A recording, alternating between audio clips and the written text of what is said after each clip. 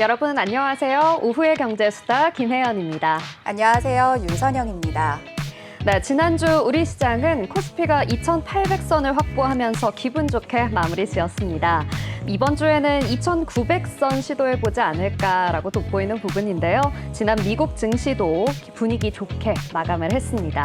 이번 주 미국의 2분기 어닝 시즌이 본격 개막하면서 그동안 소수의 대형 기술주가 주도했던 랠리가 시험대에 오르면서 혼조세를 좀 보였었는데요. 그렇지만 3대指数 소폭 상승하면서 마감을 해주었습니다. 그동안 견조했던 미국 고용시장이 조금은 냉각된다라는 분위기가 읽히게 되면서 금리 인하 기대감이 더 커지게 된 건데요. 또 곧 발표될 CPI 지표가 예상치를 하회하게 된다면 이러한 기대감 시장에 더 커지지 않을까 싶습니다. 이 기대감이 우리 시장에도 좀 닿은 걸까요? 우리 시장 기분 좋게 시작하는 하루였습니다. 네, 오늘 코스피도 미국 금리 인하 기대감에 영향을 받았습니다. 여기에 덧붙여서 반도체 업계 2분기 호실적에 힘입어서 상승 출발했습니다만 오늘 코스피는 오늘 엎치락 뒤치락 하면서 현재는 어제보다는 살짝 떨어진 2,860선을 지나고 있고요. 오늘 코스닥은 역시 상승세로 출발하면서 점점 더 좋은 흐름을 계속 이어가고 있습니다. 역시나 바이오주 강세에 힘을 입어서 바이오주가 지수를 좀 끌어주고 있는 모습인데 현재 지금 코스닥은 어제보다 9.42% 오른 856.68선을 지나고 있습니다. 네, 오늘 오수다는 마켓나우 앵커들의 수다 시간과 김대종 세종대학교 경제학과 교수님과 함께하는 이슈 경제 등 다양한 수다 주제들이 준비되어 있습니다. 네, 또 오늘 장 마감 전 짚어보는 주식시장의 특징적 흐름도 준비되어 있으니까요. 끝까지 함께해 주시기 바랍니다. 아울러 본방송에서 제공하는 정보는 투자 판단에 대한 조언일 뿐 해당 주식의 가치와 상승, 하락에 대해서는 보장하지 않습니다. 네, 오후의 경제수다 오수다 지금 시작해 보도록 하겠습니다. 그럼 먼저 현재 시장 상황부터 보고 오도록 하겠습니다. 조승현 캐스터 나와주세요. 안녕하십니까. 시황센터입니다. 네, 6월 고용지표 부진이 확인이 되면서 금리 인하 기대감이 9월에 커졌는데요. 국내 양시장 오늘 기분 좋게 상승 출발했습니다. 하지만 유독 코스피 시장에서는 변덕이 많은 하루였는데요. 자세한 증시 상황 살펴보겠습니다. 먼저 코스피입니다. 네, 오전에 상승으로 출발하다가 장중 한때 2,855선까지 낙폭을 키우기도 했습니다. 현재는 0.08% 소폭 하락하면서 2,860선을 내어주는 모습입니다. 반면에 코스닥은 개장 이후 줄곧 안정적인 흐름을 보여줬는데요. 현재 1% 넘게 상승하면서 856선에서 마감 준비하고 있습니다. 이어서 수급 상황 살펴보겠습니다. 네. 연이틀 코스피 지수 상승의 동력은 외국인과 기관의 쌍끌이 매수 덕분이었을 텐데요. 오늘도 외국인이 4거래일 연속으로 물량을 담아내고 있습니다. 반면에 기관은 3거래일 만에 팔자세로 전환하는 모습입니다. 코스닥 수급으로 살펴보겠습니다. 네, 코스닥 수급에서도 역시나 외국인이 4거래일 연속으로 물량 담아내는 모습입니다. 하지만 기관은 5거래일 연속으로 매도세에 이어가고 있습니다. 네, 종목 흐름으로 살펴보겠습니다. 코스피 시총 1위부터 5위 살펴보겠습니다. 네, 삼성전자의 노조 총파업, 악재 소식에도 불구하고 지난주 어닝 서프라이즈 소식에 효과를 톡톡히 보고 있는데요. 삼성전자 주가가 강보합권에서 87,500원 선에서 움직이고 있습니다. 반면에 SK하이닉스의 표정은 엇갈립니다. 오늘장 1% 넘게 하락하면서 23만 4천원 선을 내어주는 모습입니다. 한편 LG에너지솔루션은 오늘 오전에 잠정 실적이 발표가 됐는데요. 올해 2분기 영업 실적이 전년 동월 대비해서 58% 감소하면서 시장의 기대치에 미치지 못했다라는 평가가 나오고 있습니다. 오늘 내내 등락을 거듭했는데 현재 0.7% 상승하면서 36만 원 선 기록하고 있습니다. 코스피 시총 6위부터 10위로 넘어가 보겠습니다. 네, 오늘 현대차와 기아의 표정이 엇갈립니다. 현대차는 상승으로 마감 준비하는 모습이었는데 기아는 1% 넘게 하락하면서 22만 4,300원 기록하고 있습니다. 그리고 최근 KB금융이 지난 5거래일 연속 상승 흐름 보여줬습니다. 하지만 오늘은 하락 전환하면서 8만 7천 원대에서 마감 준비하는 모습입니다. 이어서 코스닥 종목으로 넘어가 보겠습니다. 시총 1위부터 5위 모두 살펴보시면 테슬라발 훈풍의 소식에 오늘 에코프로 형제의 움직임이 좋습니다. 특히 에코프로는 4거래일 연속으로 상승하는 모습인데 5% 넘게 상승하면서 10만 3,700원 기록하고 있습니다. HLB와 엔캠은 오늘장 하락으로 마감 준비하고 있습니다. 코스닥 시총으로 넘어가 보겠습니다. 코스닥 시총 6위에서 10위 살펴보시면 지난주 52주 신고가를 경신했던 삼천당제약, 오늘 오전에 낙폭을 키워갔습니다. 현재 마감을 앞둔 현재도 1% 넘게 하락하면서 19만 4,300원 기록하고 있습니다. 셀트리온제약도 하락으로 마감 준비하는 모습입니다. 한편 반도체발 훈풍 소식에 오늘 리노공업과 HPSP의 흐름은 좋습니다.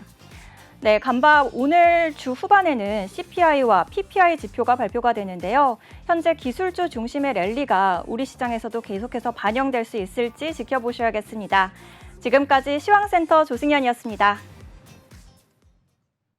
네, 잘 들어봤습니다. 우리 시장 좋은 흐름 지난주에 보여줬었는데요. 코스피 지수는 현재 좀 등락을 거듭하는 모습이고요. 코스닥 지수는 그래도 상승 탄력 이어져 가고 있습니다. 시총 상위 종목들 보시면 코스닥의 경우에는 오전 중에 제약 관련 종목들이 굉장히 좋은 흐름이었는데요. 현재는 조금은 파란불 켜내면서 내려와 있는 모습 여러분이 좀 주목해 보셔야겠습니다. 자, 이렇게 마감까지 우리 시장 끝까지 함께 확인해 보셨으면 좋겠고요. 저희는 이제 다음 코너로 넘어가 보도록 하겠습니다.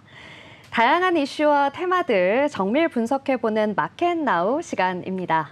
자, 첫 번째 이슈부터 살펴볼 텐데요.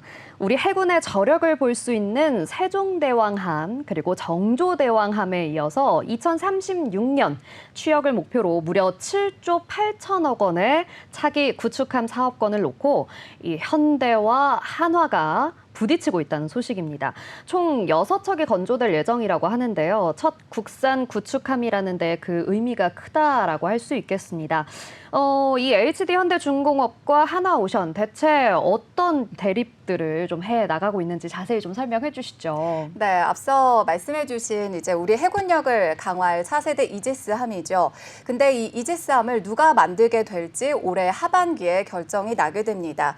그런데 이런 결정을 앞두고 대한민국의 대형 조선사죠. HD 현대중공업과 하나오션이 치열한 경쟁을 이어오고 있는데요. 아무래도 8조억 원 가까운 규모, 그러니까 사업 규모 자체가 상당히 크기 때문에 두 기업 간의 신경이 날카로울 수밖에 없는 분위기입니다. 자, 그래서 이런 분위기 속에서 두 기업이 서로 고발에 맞고소로 대응을 하기도 하고 또 여론전의 소송전까지 마찰이 지속되고 있는 상황입니다. 아, 그렇군요. 고발, 맞고소, 여론전, 소송, 뭐 이런 단어들이 난무하고 있는 이 기업들의 갈등, 굉장히 좀 골이 깊어진 게 아닌가 싶은데요. 이렇게까지 좀 심각한 상황이 되게 된 배경이 우리 군의 첫 국산 구축함 사업, 미니 이지스함이라고도 불리는데 이 사업에 대해서 좀 자세하게 설명을 부탁드리겠습니다. 네, 지금 이제 얘기해 주신 이 이지스함은 일명 신의 방패라는 별명을 갖고 있습니다. 미사일과 전투기를 탐지해서 격추하는 이지스함인데요. 2036년에는 6,000톤급의 차세대 이지스함 6척이 해군에 실전 배치될 예정입니다. 자, 그런데 사업비가 7조 8천억 원 상당합니다. 그런데 이 사업비뿐만 아니라요. 유지하고 보수, 정비하는 데 있어서 경제적인 낙수 효과가 천문학적 금액으로 알려져 있습니다. 그래서 이 두 기업의 신경전이 좀 날카로울 수밖에 없는데 이 구축함 사업이 일단 크게 4단계로 나눠져 있습니다. 첫 번째가 개념 설계, 그리고 두 번째가 기본 설계, 또 가장 중요하게 여겨지고 있는 상세 설계와 선도함 건조, 그리고 마지막으로 후속함 건조까지 이렇게 총 4단계로 진행이 되는데요. 자, 그런데 현재 상황이 일단 단계마다 현대중공업과 하나오션이 수행한 바가 좀 다른 상황입니다. 하나오션이 함정의 초안을 그리는 1단계, 즉 개념 설계를 수행한 상황이고요. 현대 LG중공업은 지난해 말 무기 체계를 조금 더 구체화한 기본 설계, 즉 2단계를 수행했습니다. 그리고 지금 가장 중요하다고 여겨지는 실제 배를 건조하는 3단계 사업자가 올 하반기에 결정을 앞두고 있습니다. 네, 그렇군요. 이 신의 방패라고 불리는 이지스함, 이 신의 방패 이지스는요, 제우스, 그리스 로마 신화의 제우스가요, 딸 아테네에게 준 어떤 창도 막아내는 방패라는 뜻을 가지고 있다고 합니다. 굉장히 그 힘이 강력할 것으로 느껴지는데요. 2007년 이지스 시스템을 도입한 이 세종대왕함으로 우리나라가 세계 5번째로 이지스함 보유 국가가 되었습니다. 그리고 1차, 2차 사업에 이어서 이제 3번째, 3차 사업으로서 이 스텔스 이지스함 건조 사업이 진행이 되게 될 건데요. 두 기업 간의 전략이라고 좀 해봐야 될까요? 이 사업권을 좀 따내기 위해서 두 기업 어떤 입장들을 좀 보이고 있는지도 궁금합니다. 맞습니다. 지금 이제 올 하반기에 결정을 앞두고 있는 이 3단계를 차지하기 위해서 두 기업 간에 이렇게 신경이 날이 서 있는 상태인데요. 가장 핵심 단계인 상세 설계와 선도함 건조를 누가 맡을지 또 어떤 방식으로 최종 결정할지는 여전히 논쟁이 많은 네. 분위기입니다. 근데 이에 대해서 각자 이제 입장이 있습니다. 먼저 현대중공업은 설계의 연속성과 효율성을 강조하면서 이 사업의 성공을 가능성을 높일 수 있다고 지금 강조를 하고 있는데요. 아무래도 방위사업법 시행령에 따르면 상세 설계와 선도함 건조는 함정 사업의 특수성을 고려해서 기본 설계를 수행한 업체가 계속 이어서 수행을 해야 한다라는 게 현대중공업의 입장이고요. 하나오션도 가만히 있지 않습니다. 바로 반박을 했는데요. 법률상으로 이제 예외적인 경우를 제외하고는 명백히 경쟁을 해서 계약을 따놔야 된다는 게 원칙이다라고 이제 반박을 하고 있습니다. 또 여기에 덧붙여서 현대 측의 직원이 이 KDDX 관련 군사기밀 유출로 최종 유죄 판결을 받았고 또 임원이 유출에 가담한 의혹이 있습니다. 그래서 더더욱 법대로 경쟁 입찰을 해야 한다고 주장을 하고 있는데요. 자, 이런 지금 하나와 현대 간의 대립 사이에서 방위사업청은 사업을 추진하는 방향 결정에 있어서 경찰 수사 결과가 직접 들어가지는 않겠다는 입장입니다.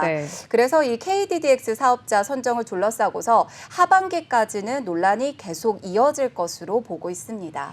네, 그렇군요.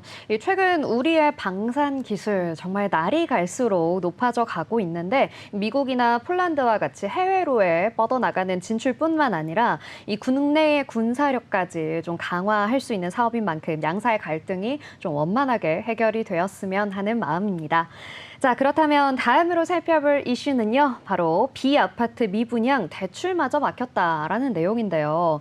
바로 최근에 시행됐던 이 부동산 프로젝트 파이낸싱, 즉 PF 구조조정의 본격화와 함께 이 오피스텔이나 지식산업센터, 또 상가와 같은 물건의 미분양 담보대출이 올스톱됐기 때문입니다. 자, 이 내용도 좀 자세하게 소개를 해주시면 좋겠습니다. 네, 실제로 최근에 A 시행사가 이제 2년 전 서울에서 분양한 오피스텔이 최근에 입주를 시작을 했습니다. 그런데 잔금 미납, 그다음에 중도금 연체 등으로 30%에서 40%가 지금 악성 미분양으로 남아 있습니다.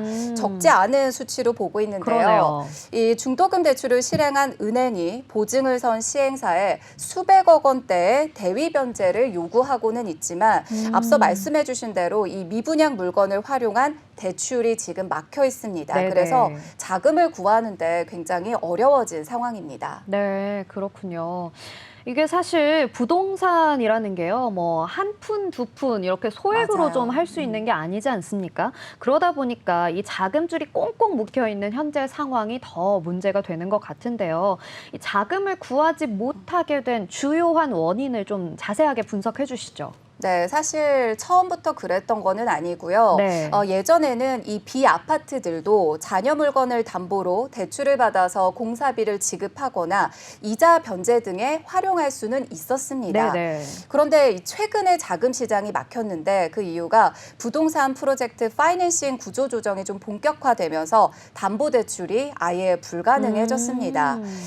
그러다 보니까 오피스텔이나 지식산업센터 그리고 상가와 같은 이 비아파트 준공 후에 미분양 물건 담보 대출이 전체적으로 완전히 올스탑되는 상황이 됐고요. 그러다 보니까 이 업계에서도 위기감이 더 고조되고 있는 분위기입니다.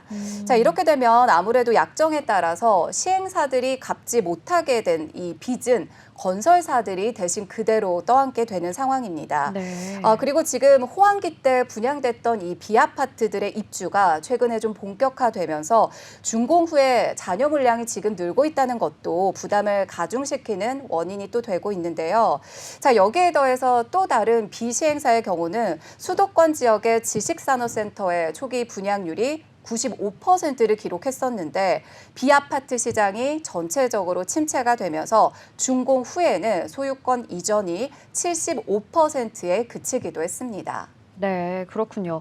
이 비아파트 미분양 문제, 정말 또 담보대출 문제, 이러한 것들이 업계에서는 사실 굉장히 좀 어려움을 계속해서 만들어내고 있는 상황인데요. 이런 현재 PF 유동성 지원 대책에서는 빠져 있다라는 이야기가 있습니다. 그러다 보니까 이와 관련한 정부의 입장도 굉장히 궁금한데요. 정부는 어떤 입장을 좀 보여주고 있나요? 네, 아무래도 이제 적지 않은 규모이기 때문에 정부도 이 심각성을 인지는 하고 있습니다. 네. 비아파트 미분양 물건을 활용한 담보대출을 다시 논의를 하고 있고요. 검토를 하고는 있지만 마땅한 방안을 아직까지는 찾지 못하고 있는 상황이다라고 알려져 있고요. 또 이 업계 관계자는 건설공제조합 보증으로 비아파트 준공 후에 미분양 담보대출을 해주는 것을 정부가 고민을 하고는 있습니다만 이런저런 이유로 인해서 아직까지 실현되지는 못하고 있는 상황입니다. 자, 그런데 비아파트 악성 미분양은 마땅한 대안이 없다라고 이제 아이고. 업계에서도 조금 어둡게 보고는 있는데 네. 또 더 문제는 비아파트 시공사들이 대부분 이 시공 능력이 100위에서 300위권 내에 중견기업이나 이제 중소건설사다 보니까 그러네요. 시행사가 만약에 이 중도금 대출 대위 변제를 해결하지 못하게 되면 그 채무 인수나 책임 준공 약정을 맺은 시공사가 이 모든 거를 떠안게 됩니다. 네네. 그래서 문제가 좀 커지고 있는 거고요. 그런데 부채를 떠안게 되는 순간 아무래도 금융권으로부터 모든 대출이 그렇죠. 막히게 되고요. 네. 결국에는 이제 부도나 유동성 위기로 이어지게 될 거라는 업계 얘기가 있습니다. 또 여기에 다른 업계 관계자는요. 이 신탁 사업의 경우는 시행사와 시공사가 만약에 부채가 생겼을 때 제대로 갚지 못하는 상황이 발생했다. 그러면 부동산 신탁사로 전이가 되면서 연쇄적인 피해가 발생할 수 있다. 그러면 이거는 결국에는 이제 일반 이제 시민들 거래를 하는 사람들에게도 영향이 주고 있고요. 그러다 보니까 계약을 해지하거나 비아파트 관련된 집단 기획 소송도 많이 늘고 있다는 업계 관계자들의 얘기가 많습니다.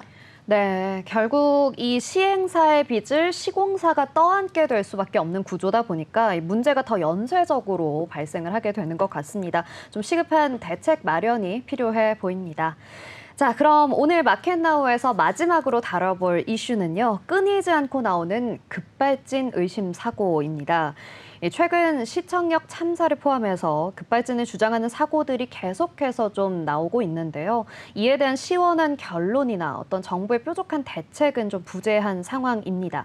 급발진 사고의 경우는요, 그 정도가 심한 것뿐만 아니라 사고로 인해서 몸과 마음을 모두 다친 운전자가 직접 그 상황을 입증해야만 한다는 이런 제도적인 문제들도 좀 거론이 되고 있는데요. 급발진 사고 좀 얼마나 많이 일어나고 있고 또 여기에 문제점들은 어떤 것들로 볼 수 있을까요? 네, 아무래도 이제 운전을 하시는 분들은 한 번쯤 내 차는 괜찮을까 또 이런 생각 해보셨을 것 같습니다. 2017년 이후에 차량 급발진 의심 사고는 무려 236건입니다. 아이고. 네, 그런데 이 중에서 차량 결함으로 인정이 된 사례는 현재까지 단 한 건도 없다고 합니다. 네. 아무래도 법원은 사고 기록 장치나 이 EDR 결과 등을 바탕으로 해서 보통은 재조사 손을 들어주고 있는데요.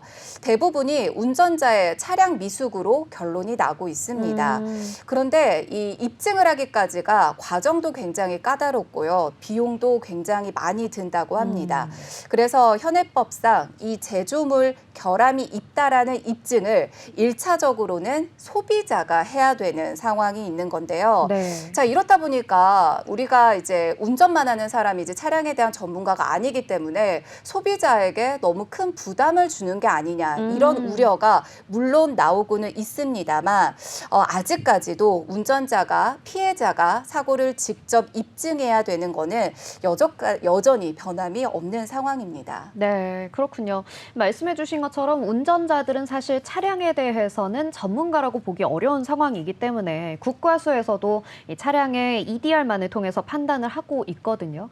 결국 이 이야기는 모든 운전자들이 급발진 사고를 대비해야 하고 언제 급발진 사고가 일어날지 모르는 불안감에 떨면서 운전을 해야 되는 게 아닌가라는 이야기까지 가게 됩니다. 결국 이런 급발진 사고 그리고 급발진 사고 이후의 조치들, 법적인 장치는 좀 마련되어 있지 않은 건가요? 네, 일단 급발진 사고, 의심 사고 우리가 이제 뉴스나 TV 프로그램 보시면 대부분 승소하기가 굉장히 어렵다는 거 많이 보셨을 것 같습니다. 네. 현행법상으로도요, 이 피해자가 해당 제조물이 정상적으로 사용되는 상태에서 문제가 생겼다. 이거를 입증을 해야 되거든요. 그래야지 제조물의 결함으로 인한 손해가 발생했다라고 법원에서도 인정을 해주고 있습니다. 그렇다 보니까 사고를 당한 소비자나 피해자가 이 사고를 직접 밝혀야 되는 상황은 어쩔 수가 없는 것 같습니다.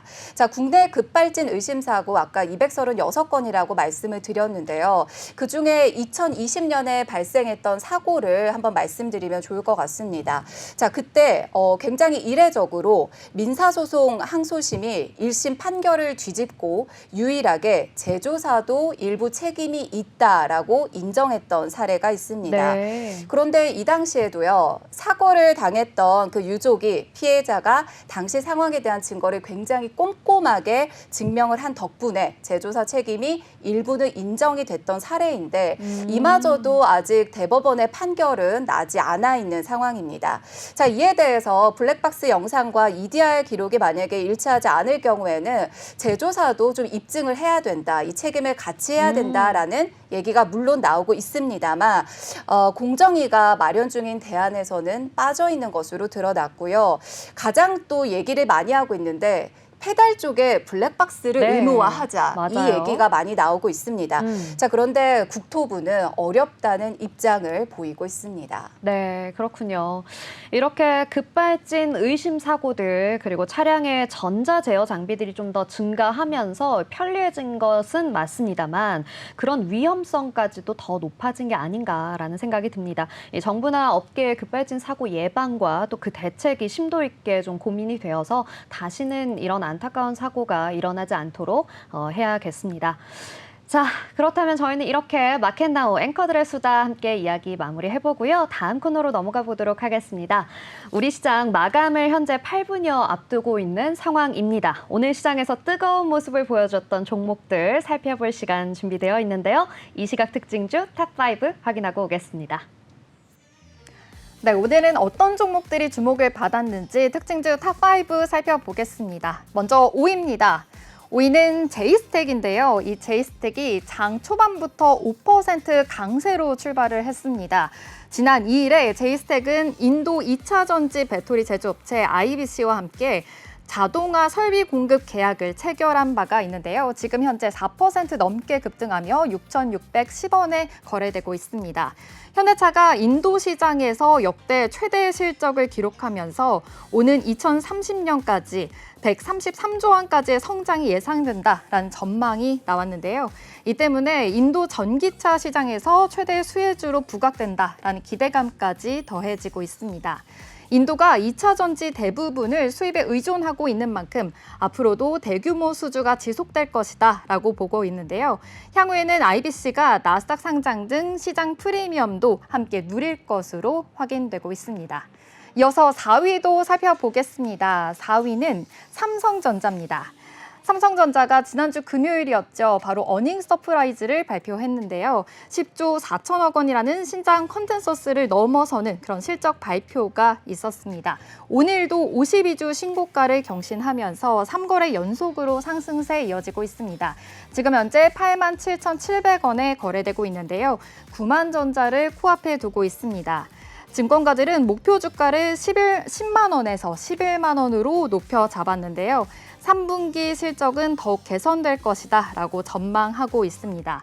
인공지능의 시장 확대, 또 반도체 업황에서에 대한 기대감이 이어지면서 그 기대감이 더욱더 상승하고 있는 것으로 보입니다. 과연 10만 전자에 도달할 수 있을지 계속해서 눈여겨보시기 바랍니다. 그럼 이어서 3위도 살펴보겠습니다. 3위는 LX 일렉트릭입니다. 이 LX 일렉트릭은요, 바로 북미의 전력 인프라의 호황이 지속되면서 발생했는데요. 2분기 실적이 시장 기대치에 부합할 것이다 라는 기대감이 나오고 있습니다. 지금 현재 2% 넘게 상승하며 19만 7,800원에 거래되고 있는데요. 배전반 시장 성장에 따른 수출도 증가하고 있습니다. 변압기 관련해서 확장과 라인업 확대로 인해서 성장의 징검다리 역할을 계속해서 할 것으로 보입니다. 또한 기존 교체 수요를 넘어서 신재생, 또 데이터 센터 등 전력 투자가 또 확대되고 있는 만큼 지배력 확대가 예상되고 있다라고 보고 있는데요. NH투자증권에서는 목표 주가를 26만 원까지 잡았습니다. 주가 수익 배율이 2025년엔 18배, 또 2026년에는 16배로 성장하면서 밸류에이션 매력이 상승할 것이다 라고 보고 있습니다. 그럼 이어서 2위도 살펴보겠습니다. 2위는 효성중공업입니다. 효성중공업도 초고압 변압기 소식인데요. 이 소식으로 인해서 오늘 상승세가 더욱더 이어지고 있습니다. 노르웨이 국영 송정청 스타트넷에 총 3,300억 원 규모의 또 초고압 변압기를 공급하겠다라는 소식이 전해졌습니다. 오늘 6% 급등세 이어졌고요. 33만 500원에 거래되고 있습니다. 노르웨이 신재생에너지 전력망 확충과 노후 설비 교체를 위한 것인데요. 2029년까지 순차적으로 공급할 예정이다라고 밝혔습니다. 또 유럽 전력 시장은 전통적으로 기술력이 높은 글로벌 전력기기, 경쟁사들이 집중돼서 기술적 진입 장벽이 높은 그런 시장으로도 꼽히고 있는데요. 효성중공업이 설계부터 설치까지 모든 과정을 성공적으로 수행하며 경쟁력을 인정받은 만큼 더욱더 기대되고 있는 요인으로 보입니다. 그럼 이어서 1위도 살펴보겠습니다. 1위 공개합니다. 사조대림입니다. 정말 K푸드, 또 K수출의 강세가 무섭습니다. 오늘 세조대림, 또 사조그룹주도 일제히 강세를 보였는데요. 지난달에 일제히 상한가를 찍기도 했었는데 오늘도 상한가 가까이 찍었습니다. 29% 오르면서 99,400원에 거래되고 있습니다. 사조대림, 사조시푸드, 또 사조오양까지 다시 한번 상한가 육박하는 가격까지 오르기도 했는데요. 하나증권에서는 사조대림이 내년 매출액이 4조 원에 육박할 것이다 라고 말했습니다. 지금은 현저하게 저평가되고 있다라고 밝히기도 했는데요. 사조대림이 최근 식자재 업체 푸디스트를 인수한 것도 큰 영향으로 끼친 것으로 보입니다.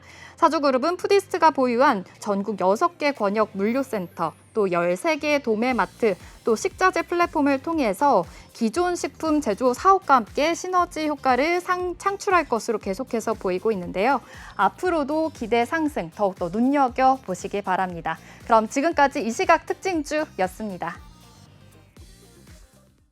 네, 이 시각 특징주 탑5 듣고 왔습니다. 역시나 우리 시장에서 좀 주목받고 있는 종목들 장 마감 직전까지 힘을 좀 내어주고 있는데요. 사조대림 오늘 그룹주들 중에서 사조시프트, 사조대림 현재 상한가 만들어냈습니다. 네, 마감까지 이 상한가 잘 지켜낼 수 있었으면 좋겠다라는 생각이 드네요. 그래서 다양한 종목들 탑5 종목까지 함께 알아봤습니다. 자, 현재 마감을 1분여 앞두고 있는데요. 현재 우리 시장 가볍게 좀 지수만 한번 훑어보자면요. 코스피 지수 2,861포인트입니다. 현재 조금은 아쉬운 흐름이라고 보실 수는 있는데요. 그래도 횡보하는 흐름 마지막까지 조금 더 힘을 내주었으면 좋겠다라는 생각이 들고요.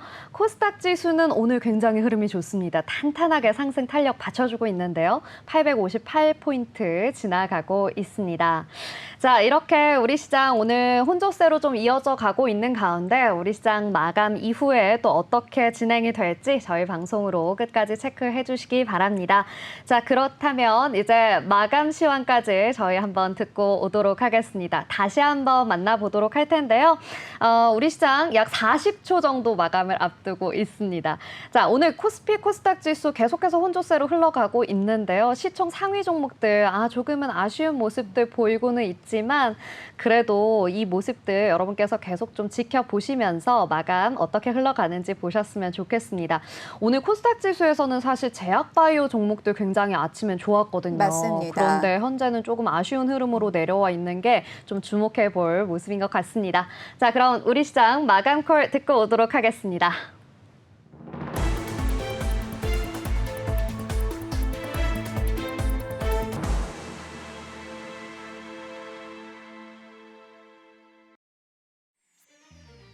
네, 7월 8일 월요일 마감 시황 살펴보겠습니다. 오늘 좀 숨고르기 하는 모습이었는데요. 코스피가 0.03% 약보합으로 마감했습니다. 2761선에서 마감했는데요. 2860선에서 보합권을 계속해서 이루다가 결국 약보합으로 마감했습니다. 오늘 코스닥에서는 좀 흐름 좋았는데요. 1.28% 상승하며 858선에서 마감했습니다. 이어서 바로 매매 동향도 살펴보겠습니다. 오늘 원달러 환율이 1380원 아래에서 밑돌면서 오늘 외국인들의 수급이 계속해서 들어왔는데요. 오늘 코스피에서는 외국인 나홀로 사자세 보였습니다. 4,704억 원 사들이면서 오늘 함께하는 모습 보였는데요. 전기전자와 제조업 쪽을 물량 많이 담아내는 모습 확인해 보실 수 있습니다. 기관은 3거래일 또 연속으로 팔자세로 돌아섰고요. 또 이어서 코스닥도 살펴보도록 하겠습니다. 코스닥도 마찬가지로 외국인 나홀로 사자세 보였습니다. 753억 원 사들였는데요. 4거래일 연속으로 사자세 이어졌고요. 기관은 또 5거래일 연속으로 매도 우위 보였습니다. 개인과 기관 동반 매도세 보이면서 또 기관은 508억 원 또 매도하면서 5거래 연속으로 매도 우위 보였다는 점 확인해 보시기 바랍니다. 그럼 이 시간 마감 시황이었습니다. 네. 잘 들어봤습니다. 이렇게 우리 시장 오늘도 마감을 했습니다. 양시장 좀 코스피, 코스닥 지수 혼조세로 마감한 것 같은데요. 간략하게 지수 한번 훑어주시죠. 네, 현재 지금 코스피 같은 경우는 오늘 좀 엎치락뒤치락 했습니다. 코스피 같은 경우는 조금 아쉽게 마무리한 모습이 있는데요. 다만 이제 코스닥이 오늘 흐름이 굉장히 좋았습니다. 상승으로 출발해서 전체적으로 이제 외국인이 오늘 사자세가 강하게 들어왔었습니다. 코스피, 코스닥 둘 다 오늘 개인과 기관은 좀 팔자세를 보였었는데 외국인은 코스피에서 5천억 원 넘는 매수세, 코스닥은 800억 원 넘는 매수세를 보이면서 오늘 시장 마감을 보였습니다. 자, 그러면 이제 다음 코너로 넘어가 보도록 하겠습니다. 네, 다음 코너는 우리 김대중 교수님과 함께하는 이슈 경제 시간입니다. 유럽 연합의 강도 높은 디지털 시장법 DMA의 준수 요구에 이 애플이 제3자 마켓 앱 승인을 했다는 소식입니다. 네, 그리고 또 삼성전자가 지난주에 실적 발표가 계속 모든 사람들의 다 주제였던 것 같습니다. 네. 자, 그런데도 불구하고 개인 투자자들이 매도세가 굉장히 많았었거든요. 자, 앞으로 반도체 시장의 전망을 우리 교수님께서는 어떻게 보실지 오늘 세종대 경영학부 김대중 교수님 모셔서 얘기 나눠보도록 하겠습니다. 교수님 안녕하세요. 네, 안녕하십니까. 자, 그럼 첫 번째 질문 먼저 드리도록 하겠습니다. 이 유럽연합이요, 디지털 시장법 준수를 강도 높은 요구로 이렇게 돌아서게 되면서 애플이 유럽에서 에픽게임즈의 제3자 앱 마켓을 승인했다라는 소식입니다. 6일 로이터 통신 등 외신에 따르면요, 이 애플은 5일 늦게 에픽게임즈의 에픽게임즈 스토어가 EU에서 운영되는 것을 승인했고, 또 지난 3월 EU가 빅테크 기업을 강력 규제하는 내용을 담은 DMA를 도입을 했습니다. 그러다 보니까 이 지역에서 제3자 앱 마켓을 통한 앱 설치를 허용하기 시작했다라는 소식이 전해졌는데요. 이 애플의 제3자 앱 마켓 승인 어떻게 바라보고 계시는지 교수님께서는 어떤 의견이신지 좀 궁금해요. 네. 저도 이 뉴스 보고 깜짝 놀랐습니다. 네. 지금까지 이제 애플은 본인들이 보안 문제 때문에 절대로 다른 시장을 열어두지 않았습니다. 네. 우리가 이제 인앱 결제라고 부르는데 본인의 독점적인 생태계를 만들었었죠. 우리가 뭐 노트북이라든지 스마트폰, 애플은 전 세계에서 재구매율이 82%입니다. 오늘 현재 기준으로 시가총액 1위에 다시 올랐습니다. 오늘 현재 기준으로 전 세계 시가총액 1위는 애플 4,500조고 2위가 마이크로소프트, 3위가 이제 엔비디아인데 저는 이제 항상 시가총액 1등을 주식을 사서 부자가 되라 이렇게 얘기를 많이 했습니다. 네. 우리 전 세계 지금 우리가 주식의 가장 부자인 이제 워렌 버핏은 전체 자산의 50%가 애플입니다. 본인은 애플, 코카콜라, 피자 이런 순으로 가지고 있는데 애플은 전 세계에서 국제 결제에서 2위입니다. 1위가 비자 카드고 애플이 세계 2위다. 여기에다가 애플은 재구매율, 애플을 한번 사게 되면 계속 애플의 스마트폰을 사는 비율이 85% 정도 됩니다. 네. 그러니까 삼성전자는 우리 이제 40대, 50대 아저씨들이 많이 가지고 있는 거고 우리 중고등학생들은 대부분 애플을 많이 삽니다. 네. 미국이나 전 세계가 똑같이 이제 애플 중심인데 애플은 이와 같이 본인들의 독자적인 생태계를 구축하면서 외부의 것을 허용하지 않았었는데 에픽게임즈가 전체 매출액의 10%를 과징금으로 내게 됩니다. 만약에 이것을 본인들이 계속 자기 주장만 하다가는 전체 과징금이 매출액의 10%라고 하는 것은 수백조 원에 달합니다. 그러네요. 그래서 도저히 본인들이 이것을 수용 안 할 수가 없었기 때문에 사상 최초로 이제 에픽게임즈를 제3자 앱을 허용하기로 됐다. 이렇게 말씀드릴 수가 있고 저는 뭐 이것이 긍정적일 수도 있습니다. 우리가 잘 알고 있는 구글이라든지 삼성전자 같은 경우는 오픈마켓입니다. 누구나가 본인들이 앱을 만들어서 올릴 수가 있고 그렇죠. 서로 상호 교통을 하고 있는데 애플만은 독자적인 생태계로서 독립되어서 이루어져 왔습니다. 바로 이런 이유 때문에 애플에서는 이것이 위험 요소일 수도 있지만 어떻게 보면 제3자와의 서로 네트워크 효과가 될 수도 있다. 우리가 네트워크 효과라고 하는 것은 내가 어디 회원을 가입하게 되면 다른 사람도 서로 회원을 가입해야만 서로 대화를 할 수 있고 소통을 할 수 있습니다. 그렇다 그러면 이번에 애플 제3자 앱 마켓이 애플에는 위험 요소도 될 수 있지만 또 긍정적인 요소도 될 수가 있고 앞에서 말씀드린 것처럼 작년부터 애플은 전 세계에서 3억 5천만 원까지 예금을 받기 시작했습니다. 미국은 금산분리 규제가 없습니다. 이렇게 제조업이지만 애플이 예금을 3억 5천만 원까지 예금 이자가 4.5%입니다. 미국의 평균 은행의 10배의 이자를 주고 있습니다. 바로 이런 이유 때문에 애플은 전 세계에서 금융기관으로 지금 성장하고 있습니다. 이와 같이 애플은 결제 시장에서 세계 2위, 또 예금도 지금 받고 있고요. 바로 이런 이유 때문에 시가총액 1위에 다시 올랐다. 그래서 저는 이제 항상 말씀드린 것처럼 우리가 글로벌 시가총액 비중이 미국이 60%를 차지하고 한국은 1.5%밖에 안 됩니다. 그래서 이제 본인들이 투자하는 금액 90%는 미국의 1등 주식을 사고 애플, 그다음에 나머지 10%는 삼성전자를 사라. 그러면 부자가 될 것이다. 저는 그렇게 말씀을 드립니다. 네. 1등 주식 이제 애플이라고 표현을 해주셨는데 사실 저는 삼성을 쓰고 있습니다. 자, 맞습니다. 애플이 그동안 좀 독자적이고 독립적이었는데 이번에 좀 새로운 길을 좀 개척을 하면서 이게 리스크가 될지 앞으로 또 네트워크를 넓혀갈 수 있을지 지켜볼 수 있는 상황이 됐다고 말씀을 해주셨습니다. 그리고 이제 또 이어서 얘기를 해본 게 삼성전자의 실적 발표를 얘기를 안 해볼 수가 없습니다. 지난주에 어쩌면 모든 사람들의 주제가 이 어닝 깜짝 실적 발표가 아니었을까 싶은데요. 영업이익이 무려 10조 원이 넘게 나왔습니다. 자, 근데 그런데도 불구하고 이 개인 투자자들은 또 삼성전자를 대거 매도하는 분위기를 보였거든요. 자, 앞으로 그래서 이제 국내 반도체 업계를 또 어떻게 바라봐야 될지 교수님께서는 어떻게 전망하시나요? 진짜 삼성전자가 깜짝 실적을 발표했습니다. 네. 10조 원의 영업이익이 났기 때문에 앞으로 매 분기에 삼성전자가 10조 원의 이익이 난다 그러면 올 연말까지는 35조에서 40조까지 영업이익이 늘어날 겁니다. 삼성전자가 사상 최대의 영업이익이 한 50조 가까이 된 적이 있었습니다. 항상 주가라고 하는 것은 우리가 주가의 경영학에서 정의가 미래의 현금 흐름을 현재 가치화한 것, 그게 바로 주가의 정의입니다. 거기에다가 플러스 투자 심리가 반영된 겁니다. 그러니까 앞으로 미래에 돈을 많이 벌어온다 그러면 삼성전자의 주가는 계속 오를 것이고 미래에 돈을 못 벌어온다.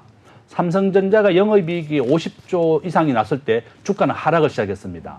더 이상 반도체에 대한 수요가 감소할 것이다. 이런 예측 때문에 삼성전자가 최고 한 40%까지 폭락을 했었는데요. 이와 같이 삼성전자 주식이라고 하든지 모든 주식은 6개월 뒤에 기업이 얼마나 돈을 많이 벌어오느냐에 달려 있다. 바로 미래의 현금 흐름을 얼마나 가져오느냐에 달려 있습니다.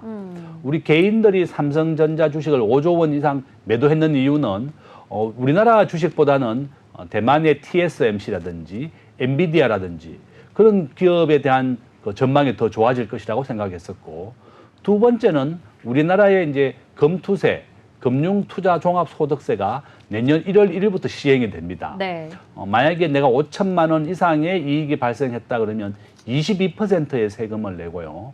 최고 우리가 1억 원 이상의 이익을 냈다 그러면 27% 세금을 냅니다. 우리나라는 전 세계에서 세금을 가장 많이 거두는 나라 중에 하나입니다. 우리가 이미 정권거래세를 0.18% 받고 있는데요. 배당세도 내고 소득세도 냅니다. 여기에다가 금투세까지 추가되게 되니까 우리나라 사람들이 더 이상 한국 주식을 외면하기 시작한 겁니다. 네. 이제 내가 5천만 원 이상 돈 벌면 무조건 22% 세금을 내야 되고 앞으로 최고 27%까지 오를 겁니다. 더 많이 내게 됩니다.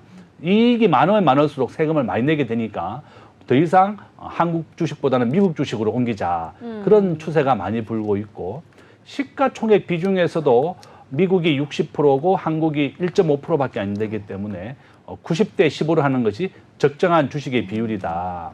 그래서 저는 국회나 정부에 계속 얘기합니다. 한국의 경쟁국이 싱가포르가 법인세가 17%이고 정권거래세를 제외하고 모든 세금이 없습니다. 배당세도 없고 소득세도 없습니다. 미국은 정권거래세 자체가 아예 없습니다. 모든 세금이 없고 미국은 양도세만 20%를 받고 있습니다. 그런데 이와 같이 둘 중에 하나만 받아야 되는데 한국은 거래세도 받고 소득세도 받고 배당세도 받으니까 더 이상 한국 주식에 대해서 사람들이 실망을 하고 떠나는 겁니다.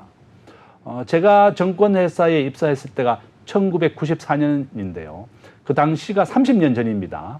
한국의 종합주가지수가 1000포인트였고 현재 2800이니까 딱 3배 올랐습니다. 네. 정말 너무나 안타깝고 똑같은 기간에 미국의 나스닥이 30배 올랐습니다. 삼성전자가 100배 올랐고 서울의 엄마 아파트가 10배 올랐습니다. 그러니까 주식의 종합주가지수에 투자하는 것보다는 삼성전자나 애플 같은 주식의 개별 우량 종목에 투자하는 것이 훨씬 많은 이득을 볼 수가 있고, 애플은 같은 30년 기간 동안 3000배 올랐습니다. 그러니까 우리 국민들이 국내 주식시장보다는 해외 시장으로 옮기는 것이고, 정부가 이런 걸 감안한다면 법인세도 세계 평균이 21%밖에 안 됩니다. 한국이 26%입니다. 그러니까 법인세도 좀 낮추고 기업하기 좋은 환경도 낮추고 주식과 관련된 세금을 좀 낮추어서 많은 국민들이 주식을 사게 해야 된다. 또 이렇게 말씀을 드리겠습니다.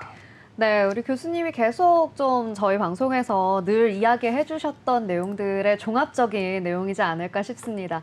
기업하기 좋은 환경을 만들어야 하고 또 그러기 위해서는 우리나라에만 있는 이런 세금 제도들 좀 개편이 필요하다, 감세 정책이 좀 필요하다라는 이야기 해주셨는데요.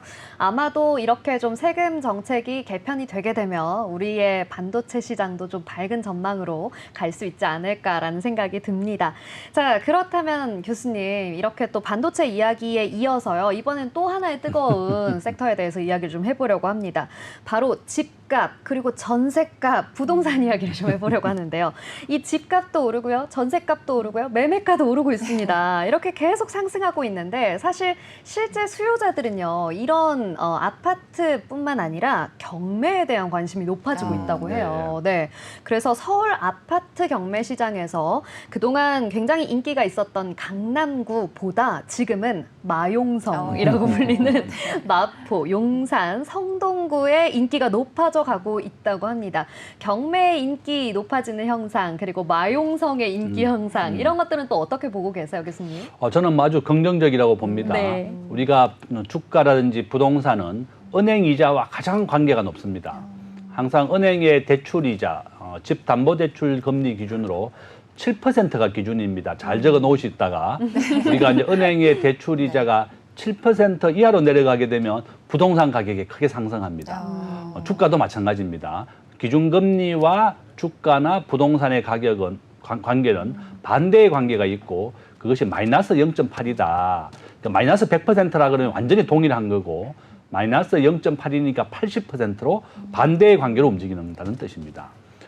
미국은 기준금리를 금년 9월부터 내립니다.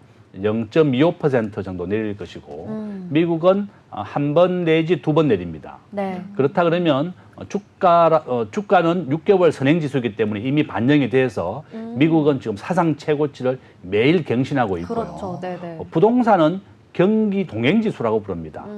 경기와 함께 가는 것이 부동산 경기다. 그래서 이제 지금 현재 최근에는 서울의 집값이 1년째 계속 상승하고 있습니다. 집값이 오르면 전세 가격도 같이 오르고 있는데요. 지금 현재 우리 국민 자산의 70%는 부동산입니다. 많은 우리가 주식시장을 얘기하지만 실질적으로 우리 국민들의 자산의 그 전체 금액의 자산의 70%는 바로 부동산으로 이루어져 있고 주식을 투자하는 국민은 한 1,400만 명 정도 된다고 하지만 한 3분의 1 정도밖에 안 됩니다. 그래서 결론은 미국은 국민의 70%가 주식에 대한 투자를 합니다. 네. 미국의 국민연금이라든지 연금 펀드가 다 미국의 우량한 주식에 투자가 되기 때문에 미국은 이런 주가를 뜰 수가 없습니다. 글로벌 주식에서 60%를 차지하고 있고 국민들의 연금이 다 주식에 있기 때문에 또 미국에 계속 부양 정책을 쓸 수밖에 없다. 미국은 주거비가 전체 급여의 40에서 50% 정도 됩니다. 높네요. 절반 정도가 이제 주거비로 나가는 거고 네. 한국은 전세 월세가 있지만 전체 주거비가 20%밖에 안 됩니다. 그러니까 상대적으로 소득 대비 주거 비용은 우리나라가 좀 낮은 편이고 네. 영국과 미국은 거의 50% 가깝다. 그래서 결론은 뭔가 하면 미국이 기준금리를 인하하고 되기 때문에 계속 올라가는 것이고 서울의 평균 주택 가격은 13억입니다.